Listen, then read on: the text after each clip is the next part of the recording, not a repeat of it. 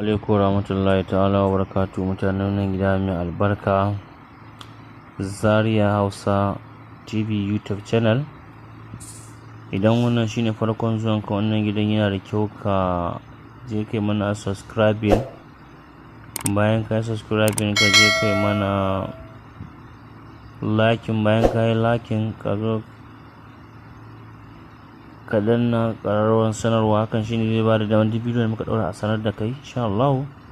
In so samu nema ka share din bidiyon nan wa sauran uwanka da ke faɗin duniya baki ɗaya, don masu amfana da wannan bidiyo da muka yi.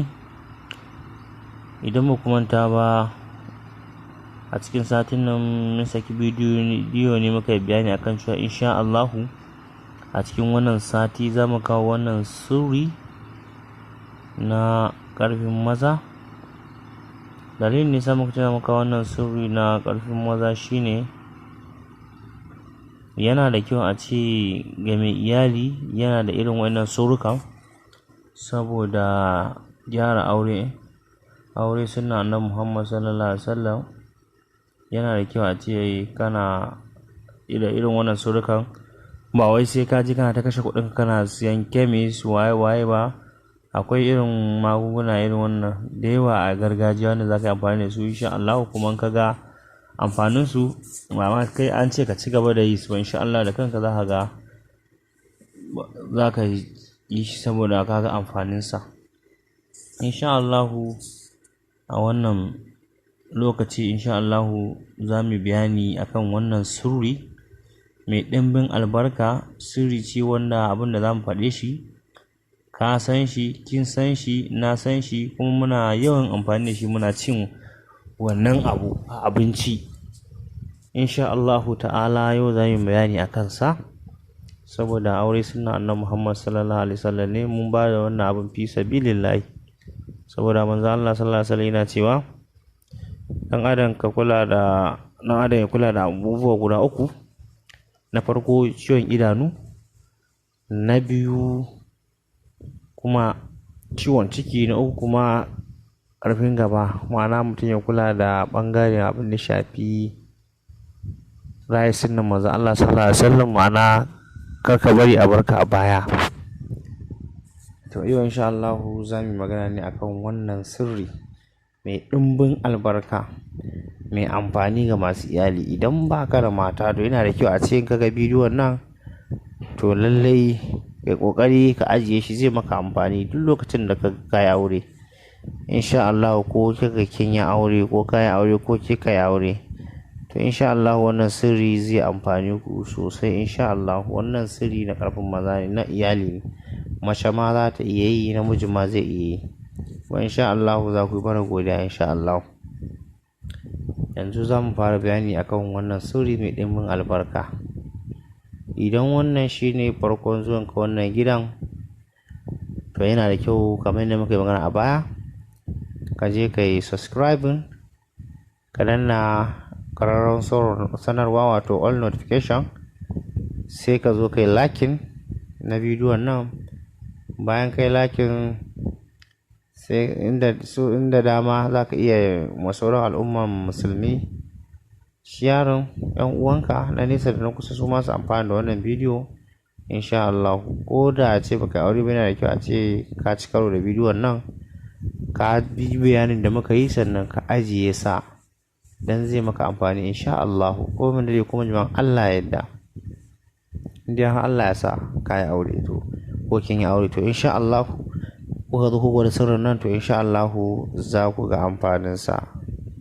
Na farko abin da za mu bayani a kansa shine wani abu ne wanda ka san shi, na san shi, kuma muna amfani da shi a girki, shine kuɓewa. Yanda za ka yi amfani da wannan sirri, na farko za ka samu madaranka mai kyau kamar peak milk. Bayan ka samu peak milk na gwangwani ke na ruwa, to sakamakon fake milk gaskiya yanzu ba wai kamar da bane, an rage yawan shi.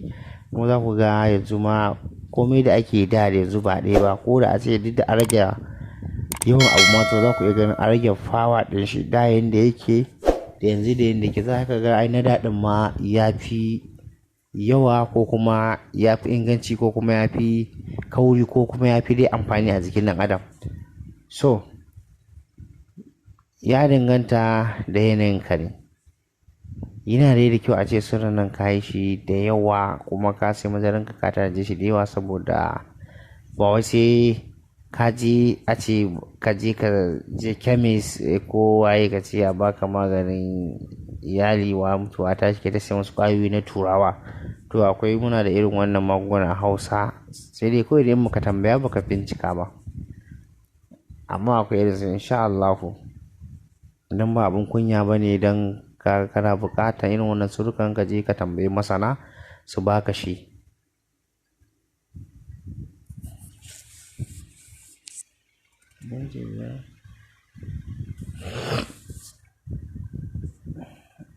Insha Allahu ta'ala.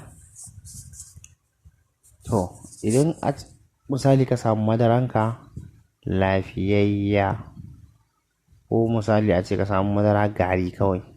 Idan ka samu madara gari, bayan ka samu madara gari, misali a ce ka samu kamar gwangwani 2 sai ka sake ta a kofi, sai ka ɗan samu ruwan ɗuminka, sai ka samu kuɓewa busasshiya, sai ka ɗan zuba ruwan ɗumin na a wani kofi daban. Bayan ka zuba shi a cikin samu ne ka samu ruwa tafashashe gaskiya. Bayan ka same shi sai ka ɗauko wannan kuɓewan busasshiya sai ka zuba shi a cikin kofi, sai ka ɗauki wannan ruwan tafashashen nan sai ka zuba sa. Ko da dai bai tafasa ba dai, ruwa dai mai zafi sosai wanda in ka zuba ka rufe abin zai turaru sosai. So in ka zuba wannan kuɓewan, shi ma kuɓewan yana da kyau a ce ka sa da yawa saboda yanda zai yauƙi sosai ya bada abin da ake so. So sai ka zuba shi kuɓewan nan a cikin wannan kofi, ka sa ruwan zafin nan sosai sai ka rufe shi ya zamana ka ɗan bashi lokaci, saboda zafin nan zai dafa wannan kuɓewan nan zai yauƙi sosai a cikin ruwan zafin nan. Bayan ka bashi lokaci ka zo ka buɗe ka ga yayi yauƙi sosai, yana da kyau ka sa kuɓewan sosai saboda ruwan ya yauƙi sosai. Sai ka buɗe bayan yayi yauƙi kenan, sai ka samu wannan madarar taka, wannan lalle madarar taka sai ka kwashe ta sai ka zuba a cikin kuɓewan. Yana da kyau a ce in madarar tana da yawa kar dai ka je ka tsula ruwa dai kawai dai a cikin kuɓewan, zaman ruwan kuɓewan yana da yawa sosai. In so samu ne ka samu irin ƙaramin kofi, irin kamar cikin kofi 2 na ruwan zafin nan, sai ka zuba shi ka samu wannan kuɓewan naka mai yawa dai ka zuba dai yanda dai kaga za ta yauƙi haka za ka zuba shi. Sai ka zuba shi a nan kofi, sai ka ɗauko madaran ka zuba ka cuɗa shi kenan. Bayan ka cuɗa haka ya ɗan sanyi ya ɗan huce yanda za ka iya sha dai, sai ka sha shi, sai ka shanye shi duka. Mace ma za ta iya yi, namiji ma za ta iya yi. To insha Allahu za ka ga amfaninsa. Musamman ma a ce sirrin nan ka yi shi kamar kwana 2 kana shan shi, yau ka sha gobe ka sha, to ai sai ka fi ganin amfanin sama. Musamman ma ga wannan sirri, ga madara ga kuɓewa, ai alhamdulillah insha Allahu za ka yi mana godiya. Insha Allahu mace ma za ta iya yi, namiji ma zai iya yi insha Allahu. Sai anan zama kawo ƙarshen wannan bidiyon. Ina da kyau kai subscribing, kai liking, ka danna ƙararrawar sanarwa, in so samu ne kai sharing wa sauran al'umma.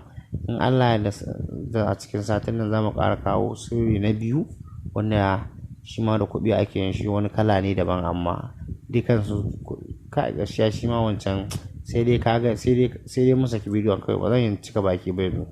Insha Allahu in ka riƙe wannan da wancan da wannan da muka bada da wancan zamu kawo insha Allahu za ka ga amfanin su. Ana muka kawo ƙarshen wannan bidiyo. In dai kuna bibiyan mu kai like kai subscribing, to insha Allahu kada na ƙararrawar sanarwa kuna like, to insha Allahu za mu ci gaba da kawo muku irin wannan bidiyoyin.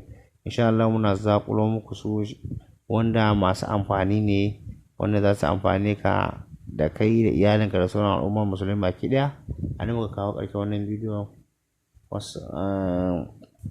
sai dai mun haɗu a shiri na gaba insha Allah za mu kawo muku wannan shiri na kuɓewa insha Allahu da ƙarfin maza. To insha Allah a bidiyo na gaba za mu kawo muku shi a cikin wannan gida mai albarka Zaria Hausa TV. Wassalam.